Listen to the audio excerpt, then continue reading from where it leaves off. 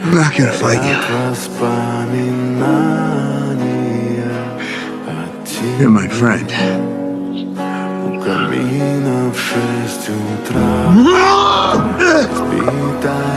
You're my mission.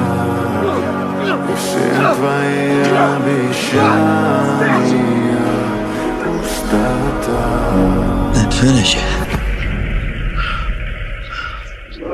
'Cause I'm with you to the end of it.